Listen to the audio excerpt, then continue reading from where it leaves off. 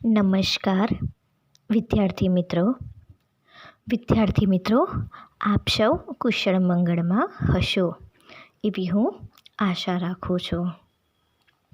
તો વિદ્યાર્થી મિત્રો, આજે આપણે ધોરણ 9 વિષય ગુજરાતી અને એમાં પણ કાવ્ય 11 મરજીવ્યા વિશે વિગતવાર સમજૂતી પ્રાપ્ત કરીશું. સૌપ્રથમ આપણે પહેલાં મરજીવ્યા એટલે શું એના વિશે સમજૂતી મેળવીશું. ત્યારબાદ આપણે તેના કવિ વિશે વિગતવાર માહિતી પ્રાપ્ત કરીશું. તો મરજીવ્યા એટલે કે જે સમુદ્રમાં ઊંડે સુધી ડૂબકી મારે છે, પોતાના જીવના જોખમે દરિયામાં પાણીમાં ડૂબકી મારે છે અને છેક ઊંડાણ સુધી જઈને અને ત્યાંથી જે મોતી શોધી લાવે છે, મોતી કાઢી લાવે છે, એને મરજીવ્યા કહેવામાં આવે છે.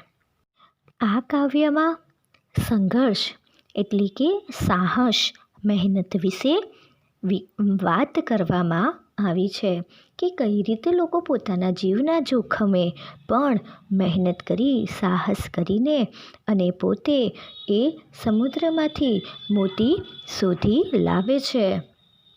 સાહસ કરનારને જ જીવનમાં સાચી સફળતા પ્રાપ્ત થાય છે. એટલે કે દરેક વ્યક્તિએ પોતાના જીવનમાં સાહસ કરવું જોઈએ, મહેનત કરવી જોઈએ કે જેના કારણે એ પોતાના જીવનમાં સફળતાના શિખરો પ્રાપ્ત કરી શકે.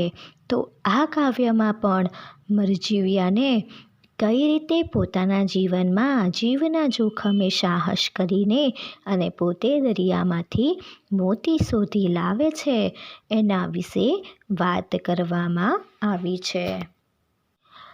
તો વિદ્યાર્થી મિત્રો, હવે આપણે કાવ્ય 11 મરજીવ્યા અને જેના કવિ છે પૂંજાલાલ અને આ કાવ્યનો સાહિત્ય પ્રકાર છે સોનેટ. પૂંજાલાલનો જન્મ 17/6/1901 થયો હતો અને તેમનું અવસાન 27/12/1985 રોજ થયું હતું. તો વિદ્યાર્થી મિત્રો, હવે આપણે પૂંજાલાલ વિશે એટલે કે આ કાવ્યના કવિ વિશે વિગતવાર સમજૂતી છે તે પ્રાપ્ત કરીશું. પૂંજાલાલ રણછોડદાસ દલવાડીનું વતન આણંદ જિલ્લામાં આવેલું નાપા ગામ છે.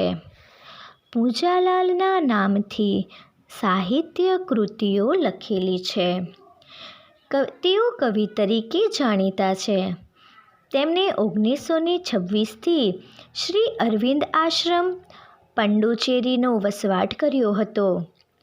પારિજાત, પ્રભાત ગીત, શ્રી અરવિંદ વંદના, શ્રી અરવિંદ મહાપ્રભુ, સાવિત્રી પ્રશસ્તિ વગેરે કાવ્ય ગ્રંથોમાં શ્રી અરવિંદ દર્શનના અને આધ્યાત્મ ભાવના કાવ્યો છે.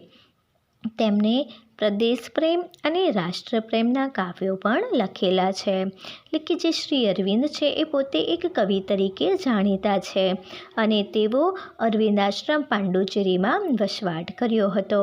પોતે શ્રી અરવિંદની વંદના, શ્રી અરવિંદ મહાપ્રભુ અને શ્રી અરવિંદના દર્શન વિશે અનેક કાવ્યો, આધ્યાત્મક કાવ્યો લખ્યા છે. તેમણે પ્રદેશપ્રેમ અને રાષ્ટ્રપ્રેમના કેટલાક કાવ્યો પણ લખેલા છે. ગુર્જરી એ તેમનો સોનેટ કાવ્યનો સંગ્રહ છે. તેમણે બાળકાવ્યો અને કિશોર કાવ્યો પણ લખેલા છે અને પોતે ગુર્જરી પોતાને પ્રદેશપ્રેમ અને રાષ્ટ્રપ્રેમ હોવાને કારણે પોતે ગુર્જરી પણ એક સોનેટ કાવ્યનો સંગ્રહ એમને રચેલો છે અને પોતે બાળકાવ્યો અને કિશોર કાવ્યો પણ સાથે સાથે લખેલા છે.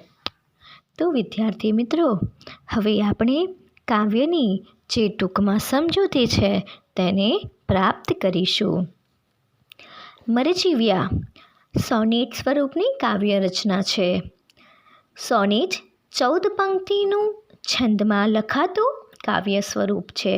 જે સોનેટ છે એ 14 પંક્તિમાં લખાય છે અને આ જે મરજીવ્યા છે એ સોનેટ સ્વરૂપની કાવ્ય રચના છે. સમુદ્રમાં મોતી લેવા માટે જતી વ્યક્તિઓને મરજીવ્યા કહેવાય છે. કારણ કે અગાધ સમુદ્રમાં મોતી લેતા મૃત્યુનું પણ જોખમ હોય છે, માટે જ એને મરજીવ્યા કહેવાય છે. એટલે કે જે મરજીવ્યા છે એ લોકો સમુદ્રમાં ઊંડે સુધી જાય છે અને પોતાના જીવના જોખમે એ લોકો મોતી શોધી લાવે છે. એના કારણે એમને મરજીવ્યા કહેવામાં આવે છે.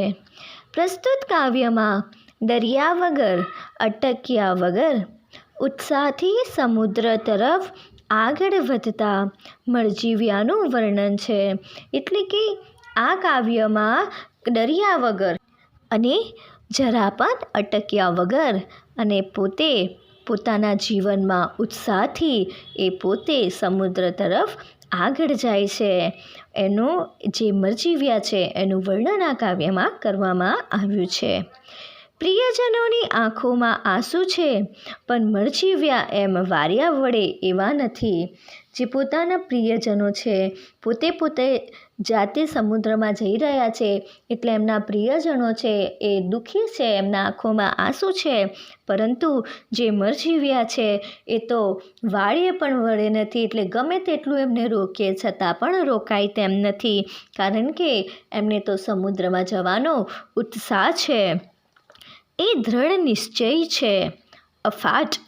અગાધ વિકરાળ સમુદ્રમાં એ મોતી લેવા પ્રવેશે છે અને પોતે દ્રઢ નિશ્ચય છે. મન મક્કમ કરી લીધું છે કે પોતે સમુદ્રમાં જવું છે અને મોતી શોધી લાવો છે. આટલા ઊંડાણમાં આટલો વિકરાળ, આટલા મોટા જે સમુદ્ર છે, અપાર ખૂબ વિશાળ જે સમુદ્ર છે, એમાં પોતે એ મોતી લેવા માટે ડૂબકી લગાવે છે, પ્રવેશ કરે છે. મૃત્યુની મુખોમુખ થઈને મોતી લઈ બહાર આવે છે અને મૃત્યુ એમની સામે ઊભું છે, છતાં પણ મૃત્યુના મુખમાં જઈને તેઓ મોતી લઈને ત્યાંથી પાછા બહાર આવે છે. ત્યાં સોનેટ પૂરું થાય છે અને ઊંડાણમાં જઈને મોતી લાવી અને બહાર આવે છે. ત્યાં આગળ કાવ્યનો અંત આવે છે. જીવનમાં જે દ્રઢ નિશ્ચય રહીને સાહસ કરે છે એને જ મોતીરૂપી ફળ મળે છે. અને ખરેખર જીવનમાં જે વ્યક્તિ એ ખરેખર મહેનતથી પરસેવો પાડી અને મહેનત કરીને સાહસ કરીને કાર્ય કરે છે, દ્રઢ નિશ્ચય બને છે, ખરેખર એ વ્યક્તિને મોતીરૂપી ફળ પ્રાપ્ત થાય છે. એટલે કે મૂલ્યવાન કહી શકાય એવું સફળતા એને નસીબ થાય છે, પ્રાપ્ત થાય છે. એ ભાવ આ સોનેટ દ્વારા વ્યક્ત થાય છે. અને એવો જ ભાવ એટલે કે મહેનત કરીશું તો ચોક્કસ સફળતા આપણને પ્રાપ્ત થશે, એવું જ આ સોનેટમાં જણાવવામાં આવ્યું છે. તો વિદ્યાર્થી મિત્રો, હવે આપણે આગળ થોડીક કાવ્યની સમજૂતી મેળવી લઈશું. મરજીવ્યા સોનેટમાં કવિએ મરજીવાના સાહસને બિરદાવ્યું છે. અહીં મરજીવો એ જે છે એ મરજીવ્યા એનું બહુવચન છે કે જે સમુદ્રમાં ડૂબકી મારી તળિયે સુધી પહોંચી સાચા મોતી લઈ આવે છે તેમને મરજીવો કહેવામાં આવે છે. પરંતુ આ કાવ્યમાં મરજીવ્યા એટલે કે એનું બહુવચન વાપરી અને એની વાત કરવામાં આવી છે. સમુદ્રમાંથી મોતી શોધી લાવો એ કંઈ નાનું સૂનું કામ નથી. એ માટે હૈયામાં એટલે કે હૃદયમાં દ્રઢ નિશ્ચય, સાહસ અને ઉત્સાહ પણ હોવો જ જોઈએ. તો જ આ જે કામ છે, આ કાર્ય છે એ સફળ થઈ શકે તેમ છે. સમુદ્રમાં મોતી લેવા જાય ત્યારે પ્રિયજનો સજળ આંખે એમને આડા ફળી વળે, શિખામણ આપે, છતાં એના પર ધ્યાન ન આપતા મરજીવ્યા કમર કસીને અફાટ ગર્જના કરતા સમુદ્રના અગાધ જળમાં કૂદી પડે અને કાળની ગુફામાં પ્રવેશે છે. એટલે ગમે તેવું હોય, પોતે પોતાના જીવનમાં સાહસને નથી મૂકતા. પોતાના પરિવારજનો છે એ એમના દુઃખી હૃદયે આંખમાં આંસુ આવી જાય છે, એમને પાછા વાળે છે, પરંતુ પાછા વળી એ વાળતા નથી અને એમની આંખમાં આંસુ હોવા છતાં પણ જે મરજીવ્યા છે એ તો ઉત્સાહભેર પોતે દ્રઢ નિશ્ચય કરી લીધો છે અને સાહસ લઈને એ પોતે સમુદ્ર તરફ આગળ વધે છે. એટલે કે સાહસ કરે તે પામે. જે વ્યક્તિ સાહસ કરે છે ચોક્કસ એને સફળતા પ્રાપ્ત થાય છે અને વાવે તે લણે, એ કહેવતો એમના ઉપર સિદ્ધ થાય છે કે જેવું વાવે તેવું લણે. એટલે કે જીવનમાં પોતે દ્રઢ નિશ્ચય બને છે એટલે ચોક્કસ એમને જીવનમાં સફળતા છે એ પ્રાપ્ત થાય છે. સાહસ વિના સિદ્ધિ નહીં જેવી ખરેખર જે કહેવતો છે એને આ મરજીવા છે એ ચરિતાર્થ કરે છે અને મનુષ્યના સાહસિક સ્વભાવને કારણે તે આટલો વિકાસ કરી શકે છે. અને ઉદ્યમૈ સિદ્ધ્યન્તિ કાર્યાણિ ન મનોરથે. ઉદ્યમૈ સિદ્ધ્યન્તિ કાર્યાણિ ન મનોરથે ન હિ સુપ્તસ્ય સિંહસ્ય પ્રવિશન્તિ મુખે મૃગા. જેવી કહેવતો છે એ ખરેખર જે મરજીવ્યા છે એમને શોભાવી ઉઠે છે. એટલે કે ખરેખર જીવનમાં જે ઉદ્યમેન એટલે કે જે સાહસ છે, જે મહેનત છે એનું ખરેખર ખૂબ જ મહત્ત્વ છે. કે ખરેખર કોઈ પણ કાર્ય કરવું હોય તો એ શેનાથી સિદ્ધ થાય છે? મહેનતથી સિદ્ધ થાય છે, સાહસથી સિદ્ધ થાય છે. ભલે પછી જંગલનો રાજા સિંહ હોય, પરંતુ રાજા હોવા છતાં એને પોતે જીવવા માટે, ખોરાક લેવા માટે જો શિકાર કરવો પડતો હોય, મહેનત કરવી પડતી હોય, તો આપણે તો એક સામાન્ય મનુષ્ય છે. આપણે તો જીવનમાં ચોક્કસ કંઈક પ્રાપ્ત કરવા માટે કે સફળતા મેળવવા માટે આપણે સતત કાર્યરત રહેવું પડશે, એવું આ સુવિચારમાં જણાવવામાં આવ્યું છે. જીવનમાં સફળતા મળે એટલે કે સાહસ કરનારને જ ખરેખર જીવનમાં સફળતા છે એ પ્રાપ્ત થઈ શકે તેમ છે. અને સાહસ કરતાં પહેલાં ખરેખર એના પરિણામો છે એ કઈ રીતે આપણે ભોગવવાના છે. એટલે કે કયા કાર્ય કરતાં પહેલાં આપણે એ કાર્ય બદલ આપણે કયા પરિણામો છે એના સહન કરવાના છે એ પણ આપણે વિચારીને એનું પગલું ભરવું જોઈએ.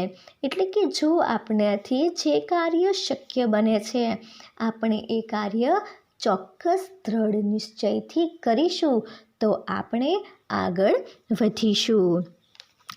મરણના અંધકારનો સહેજે પણ ડર રાખ્યા વગર સમુદ્રના છેક તળિયે સુધી પહોંચીને અમૂલ્ય મણિ મોતીનો ખજાનો લઈ બહાર આવે છે. અને જે મરજીવ્યા છે એ પોતે અંધકારમાં જઈ એટલે કે મોતના મોંમાં જાય છે અને જરા પણ ડર રાખતા નથી અને છેક સમુદ્રના તળિયે જઈને અને એ જે અમૂલ્ય છે, જે મોતી છે એને લઈને અને એ સમુદ્રની બહાર આવે છે. આ સોનેટ દ્વારા કવિનું તાત્પર્ય એ છે કે મરજીવાની જેમ જે માનવી દ્રઢ નિશ્ચયથી સાહસ ખેડે છે એ જ ખરેખર સાચા અર્થમાં સફળતા એટલે કે મોતીના જેવી સફળતા પ્રાપ્ત કરે છે. એટલે કે સમુદ્રમાં છેક તળિયા સુધી ડૂબકી મારીને મોતી લાવનારાઓ જેવું કામ, જે મરજીવ્યા જેવું કામ છે, એ ખરેખર આપણે પણ જીવનમાં કરવું જ જોઈએ.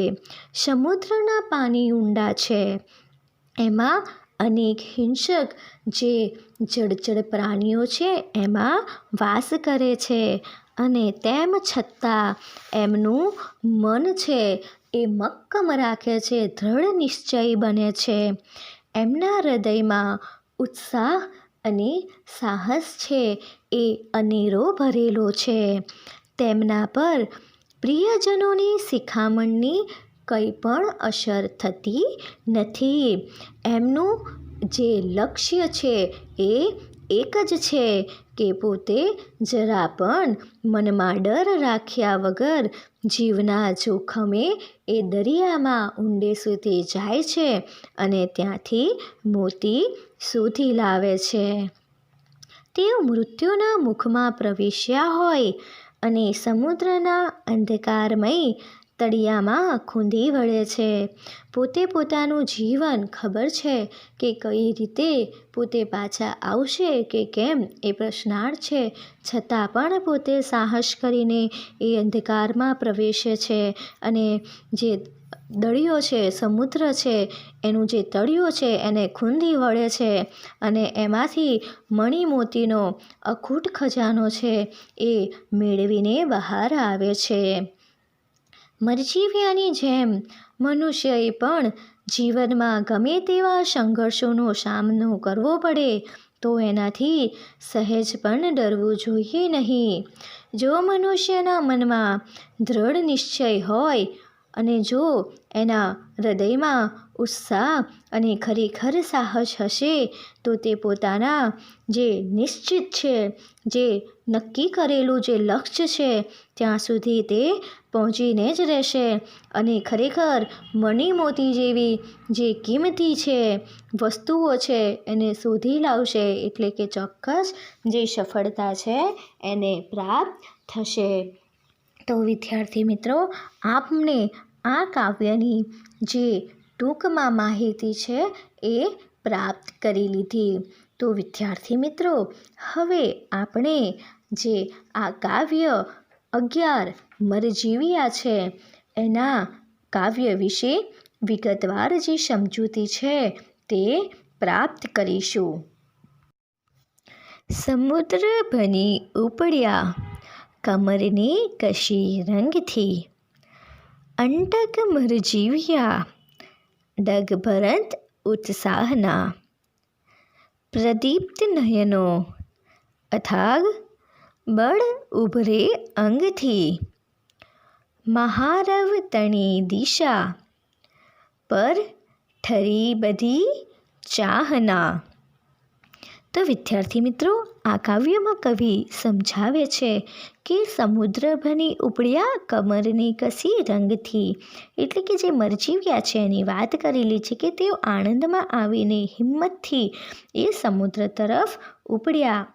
અંટક મરજીવ્યા, અંટક એટલે કે ટેકીલા, ડગ ભરત ઉત્સાહના, ડગ ભરત એટલે કે ડગલા ભરતા, એટલે ટેકીલા જે મરજીવ્યા છે એ ઉત્સાહથી ડગલા ભરતા સમુદ્ર તરફ ઉપડ્યા.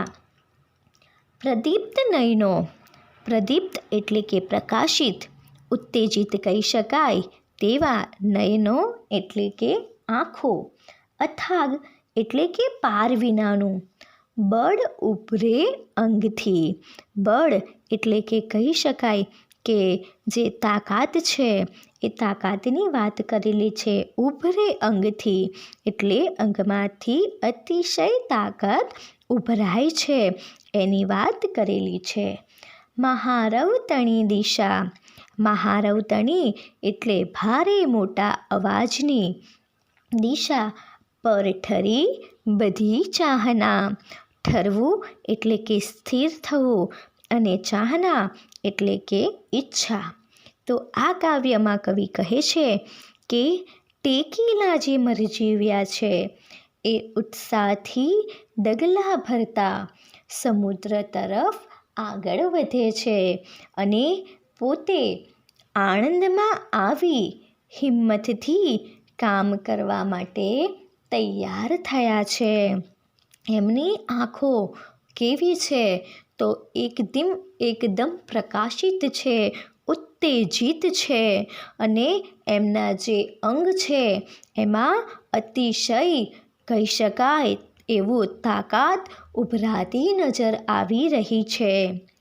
મહાગર્જના કરતા પોતે મહાગર્જના એટલે કે મોટેથી અવાજ કરતા પોતે સમુદ્રની દિશા તરફ એ એમની જે બધી મનમાં જે ઈચ્છાઓ છે એ સમુદ્રમાં શું થઈ ગઈ છે? સ્થિર થઈ ગઈ છે, એટલે કે ઠરી ગઈ છે એવું પ્રથમ પંક્તિમાં જણાવવામાં આવ્યું છે.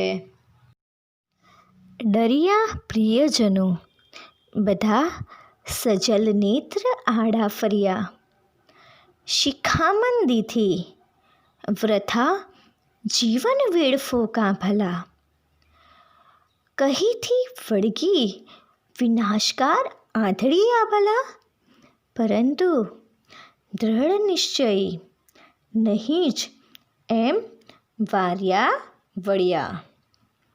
આ પંક્તિમાં કવિ જણાવે છે કે પ્રિયજનો એટલે કે મરજીવ્યા છે એ સમુદ્ર તરફ આગળ વધી રહ્યા છે, એટલે કે સમુદ્રમાં જાય છે. એના કારણે એમના જે પ્રિયજનો છે એ ડરી ગયા છે, ડર પામ્યા છે.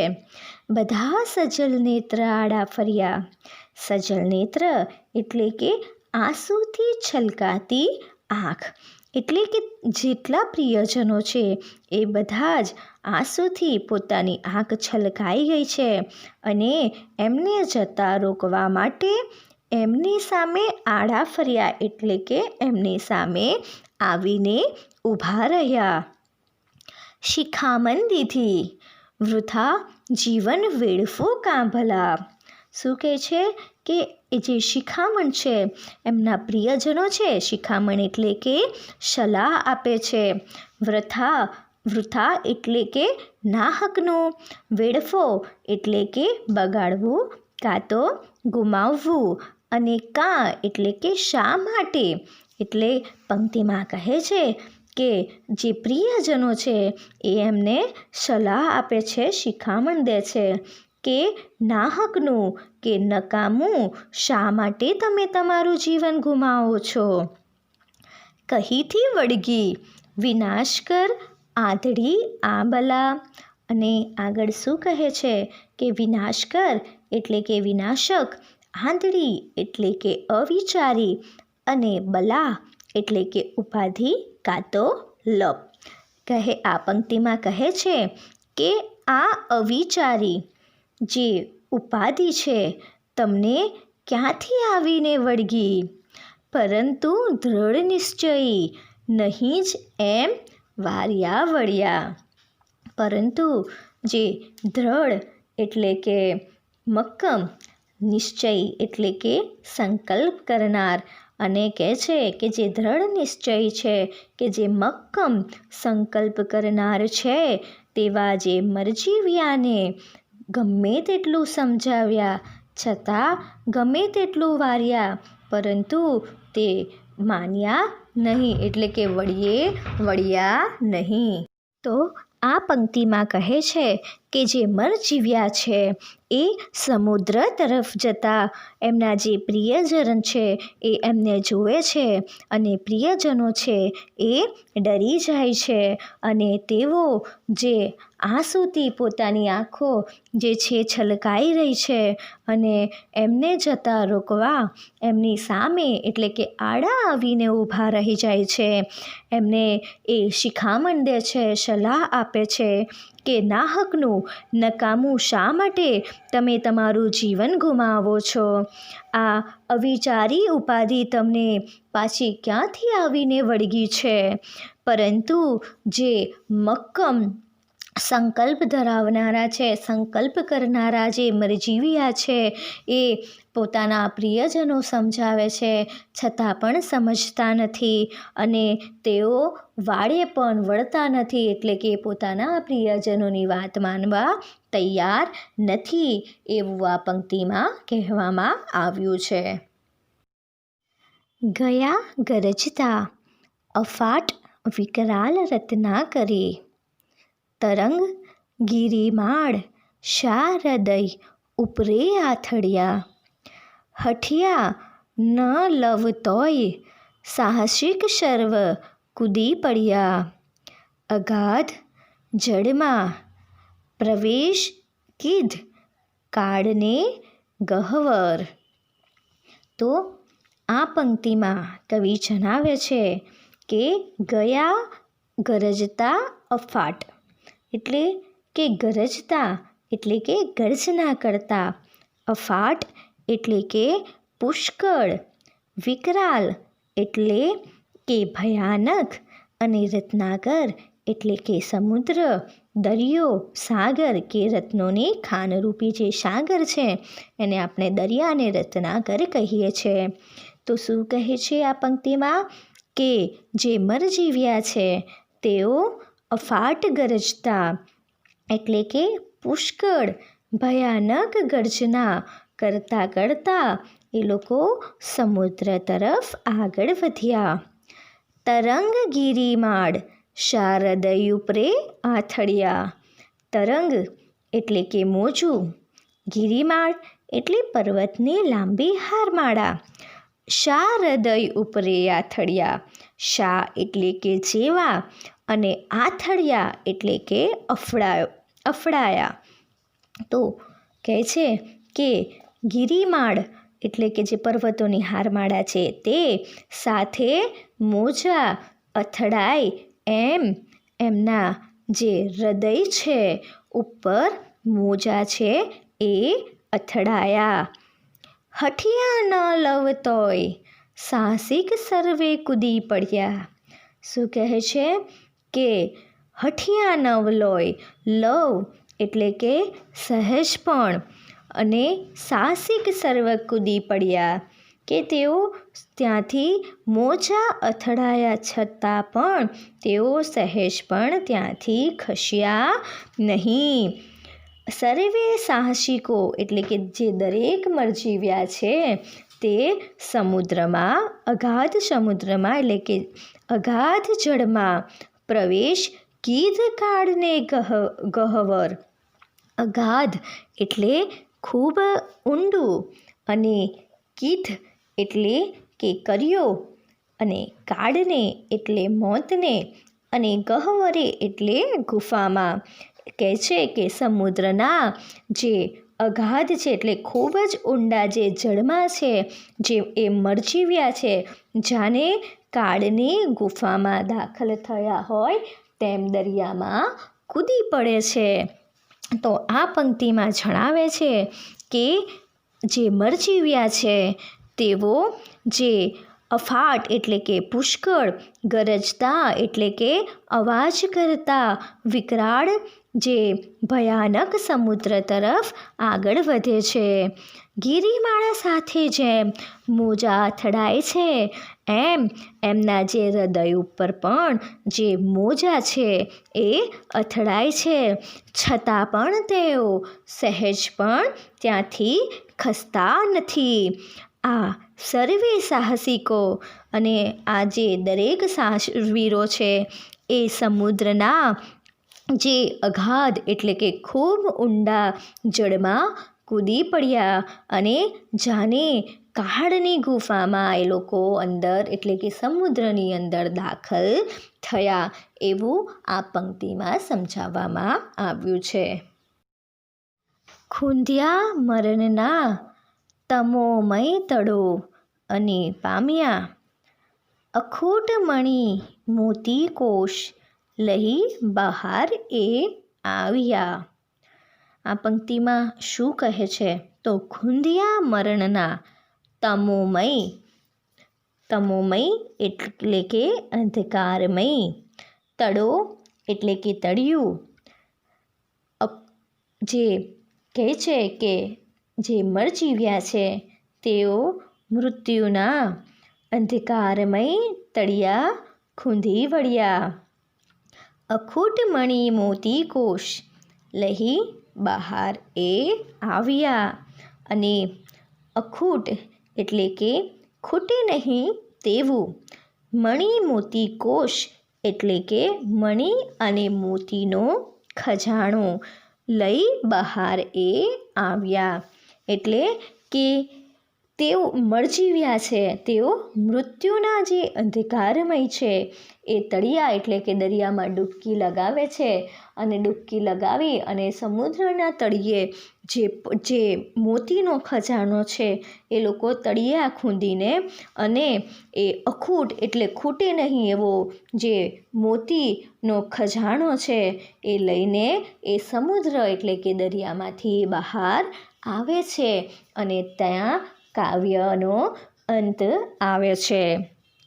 પારિજાતમાંથી આ કાવ્ય છે એ લેવામાં આવ્યું છે. તો વિદ્યાર્થી મિત્રો, હું આશા રાખું છું કે તમને કાવ્યની સમજૂતી છે તે પ્રાપ્ત થઈ ગઈ હશે. તો હવે આપણે આગળ શબ્દ સમજૂતી એટલે કે સમાનાર્થી શબ્દ છે તે જોઈશું. એમાં પહેલું ગહ્વર એટલે કે બખોલ અથવા ગુફા. અંટક એટલે ટેકીલું. મરજીવ્યા એટલે જીવના જોખમે દરિયામાંથી મોતી કાઢનાર. પ્રદીપ્ત એટલે સળગેલું કાં તો પ્રકાશિત થાય તેવો. અથાગ એટલે પાર વિનાનું.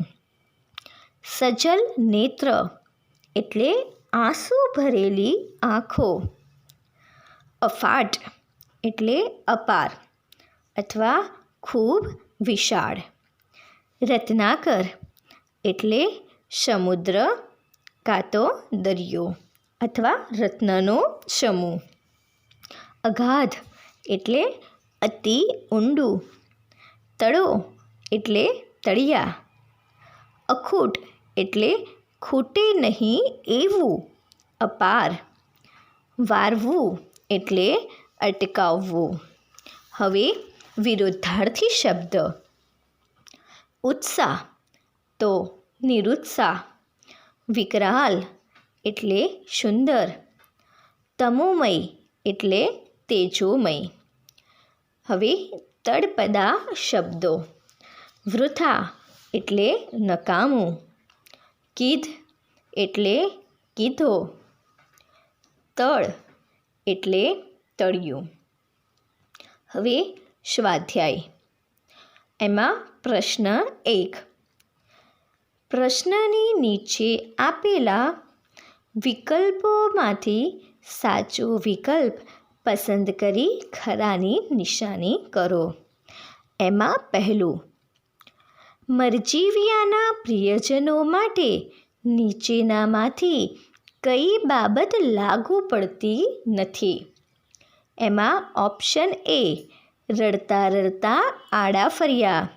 ઓપ્શન બી, ખોટી રીતે જીવન ન વેડફવા કહ્યું. ઓપ્શન સી, મોઢું મીઠું કરાવી મરજીવ્યાને વળાવ્યા. અને ઓપ્શન ડી, આવી વિનાશકર વાત ક્યાંથી વળગી તેવું વિચારવા લાગ્યા. એટલે કવિએ કાવ્યમાં જે મરજીવ્યા છે એમના પ્રિયજનોને આમાંથી કઈ વસ્તુ લાગુ નથી પડતી, તો રડતા રડતા એમના આડા આવે છે એ પણ કાવ્ય પંક્તિમાં આવી ગયું.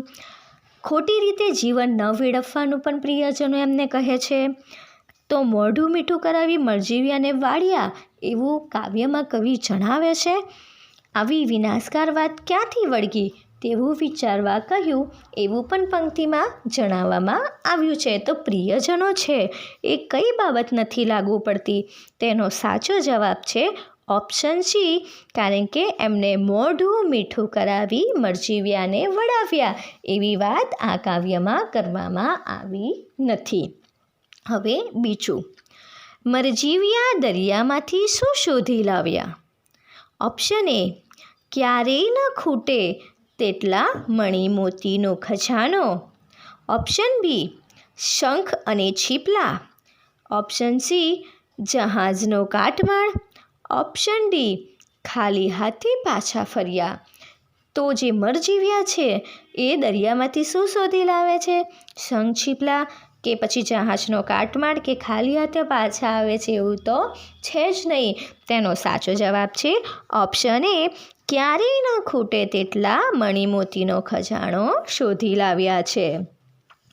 ત્રીજું, મરજીવ્યા કઈ રીતે સમુદ્ર ભણી ઉપડ્યા? ઓપ્શન એ, નિરાશ અને મ્લાન વધેને, ઓપ્શન બી હિંમત હારીને, ઓપ્શન સી ઉત્સાહથી ડગલા ભરતા અને ઓપ્શન ડી પોતાના પ્રિયજનોના સહારે. તો મરજીવ્યા છે એ સાહસ કરીને અને ઉત્સાહથી અને ડગલા ભરતા આગળ વધે છે. એનો સાચો જવાબ આવશે ઓપ્શન સી, ઉત્સાહથી ડગલા ભરતા. ચોથું, નીચેનામાંથી કઈ બાબત સમુદ્રને લાગુ પડતી નથી?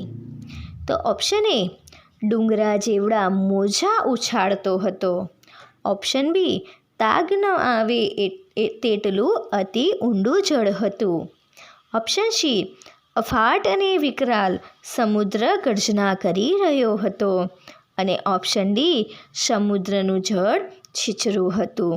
તો ડુંગરા જેવા તે મોજા ઉછાળતો જ હોય છે અને તાગ ન આવે એટલે એવું કહી શકાય કે એનું કોઈ માપ ન હોય એટલું એનું ઊંડું જળ હોય છે. અફાટ અને વિકરાલ સમુદ્રની ગર્જના કરે છે એટલે કે એટલો પુષ્કળ ઊંડો છે કે સમુદ્ર ગર્જના પણ કરતો હોય છે. ઓપ્શન ડી સમુદ્રનું જળ છીછરું હતું એટલે કે સમુદ્રના જળ ક્યારેય પણ છીછરા હોતા નથી, કારણ કે કેવા હોય છે એના જળ ઊંડા હોય છે. એટલે એનો સાચો જવાબ છે ઓપ્શન ડી કે સમુદ્રનું જળ છીછરું હોતું નથી. તો વિદ્યાર્થી મિત્રો, હવે પ્રશ્ન 2, જે નીચેના પ્રશ્નો 2-3 વાક્યોમાં ઉત્તર લખો અને પ્રશ્ન 3, નીચેના પ્રશ્નોના 7-8 લીટીમાં ઉત્તર લખો અને પ્રશ્ન 4, નીચેની કાવ્ય પંક્તિ સમજાવો. એ તમારે ગૃહ કાર્ય રૂપે તમારી નોટબુકમાં લખવાનું રહેશે. એટલે ગૃહ કાર્યના માટે તમારે જે કાવ્ય 11 મરજીવ્યા છે એનું સ્વાધ્યાય લખવાનું રહેશે. તો વિદ્યાર્થી મિત્રો, હું આશા રાખું છું કે તમને કાવ્ય સમજાઈ ગયું હશે. તેની સાથે જય હિન્દ, જય ભારત, વંદે માતરમ.